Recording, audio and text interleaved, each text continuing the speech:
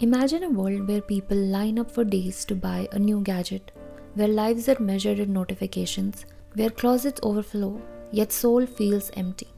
Now imagine a man who walked through a city holding a lantern in broad daylight, searching, not for gold, not for fame, but for an honest man. This man lived over 2000 years ago, yet his shadow stretches sharply over our present. His name was Diogenes, and he believed that everything we chase is exactly what chains us. Our story begins not with a grand palace or a battlefield, but with a man sitting inside a giant clay barrel on the streets of ancient Athens. People pass him with disgust, curiosity, sometimes laughter. He has nothing, no furniture, no money, no reputation worth protecting. But what he possesses is something the world still struggles to find: an unbreakable freedom. Diogenes grew up like anyone else, surrounded by people who believed society's rules were absolute. Rules about status, wealth, reputation, politeness. But somewhere along the way, he saw through it. He saw a world addicted to appearances, enslaved by opinions. A world where people worked themselves to exhaustion only to buy things they didn't even need. And he decided that the biggest rebellion he could commit was to refuse to participate. He wandered through marketplaces, watching people argue over ornaments and fabrics and trinkets, objects they swore they needed, and he would laugh, not out of cruelty, but from the absurdity of it all. He once stopped by a wealthy merchant selling elaborate cups. People were amazed by the craftsmanship. Diogenes picked up a simple clay bowl, smashed it on the ground, and said, "There, now I need even less." His life was an experiment, an extreme answer to a human problem, that we want too much for our own good. One day he observed a child drinking water from cupped hands.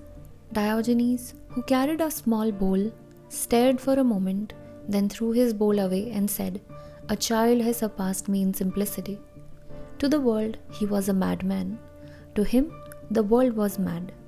His message was simple: the more you need, the easier you are to control. If someone can starve you of pleasure, they can starve you of freedom. But if you can live with almost nothing, then no one, not kings, not society, not fear, can touch you. This wasn't just minimalism, it was a rebellion against a world built on status and consumption.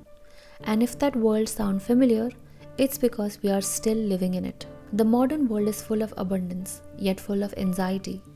We have more than any civilization before us, yet the hunger never ends. Every year brings a new version, a new update, a new must-have. Our lives are measured by what we own, not who we are. Overconsumption isn't just a habit, it's now a culture, and Diogenes would say it's a sickness. If he walked our streets today, through malls glowing at midnight, past influencers staging happiness, past advertisement promising fulfillment in 5 easy payments, he would laugh exactly as he did in ancient Greece. Not because he hated humanity, but because he pitied how much we suffer under our own desires. And yet, what Diogenes proposed wasn't the rejection of life, it was the acceptance of a simpler one. He taught that most of our suffering comes not from reality, but from the fantasies we have built around it. The fantasy of a perfect life, the perfect body, the perfect success story. Strip all that away, and what remains is something real, something honest. When Alexander the Great, the most powerful man alive, stood before him and asked, "Is there anything I can do for you?" Diogenes didn't bow, didn't tremble, didn't try to impress. He simply said, "Yes, stand out of my sunlight." It wasn't disrespect, it was clarity. Alexander could conquer the world, but Diogenes had conquered himself. And perhaps that's the lesson we have forgotten. Today, society teaches us that success is visible: a car, a house, a ring, a title. But Diogenes teaches that success is invisible: a quiet mind, a free spirit, a life lived without needing applause. He believed that if your happiness depends on external things, then you have handed over control of your life. His life forces us to ask uncomfortable questions. Why do we chase things that lose meaning once we own them? Why do we spend our days accumulating only to spend our nights feeling empty? Why do we value price tags more than the peace of mind? Diogenes wasn't saying everyone should live in a barrel or throw away their belongings. He was saying, be honest about what you truly need. The rest is noise. Imagine applying his philosophy today, unplugging from trends designed to expire, walking away from arguments fueled by pride, breaking the cycle of wanting the next, and the next. Imagine choosing authenticity over image, experiences over possessions, meaning over status. Diogenes believed that society itself creates many of our problems. Jealousy, greed, competition, shame. These emotions, he said, come from comparing ourselves to others rather than listening to ourselves. And in the age of social media, comparison isn't just common, it's constant. Diogenes would tell us to step away from the world's gaze, to live by our own standards, to stop performing and start being. His philosophy was a rebellion against artificial desire. And maybe that's exactly the rebellion we need. We are living in an age of abundance, but also burnout. A world more connected than ever, yet lonelier than ever. A society where success is measured in output, where time is money, where attention is currency. Diogenes would tell us, you are not a machine. You don't exist to consume, you exist to live. His teachings remind us that freedom is not found by adding more, but by needing less. And in stripping away that unnecessary, we might rediscover the essential: kindness, curiosity, honesty, humility. Diogenes lived a life so unencumbered that even death could not humiliate him. When people asked how he wanted to be buried, he said, just throw me outside the city, the dogs will take care of me. When they protested, but that's terrible, he replied, then give me a stick to fend them off. But you won't be able to use it, they said. Then why should I care what happens to me after I'm gone? He wasn't mocking death, he was refusing to fear it. And perhaps this is his greatest lesson for a modern world, terrified of failure, rejection, aging, insignificance. Diogenes asks us to step outside the illusion of control and find meaning in what we can actually change: our habits, our desire, our values. In a world that teaches us to accumulate, he teaches us to let go. In a world obsessed with impressions, he teaches us to be real.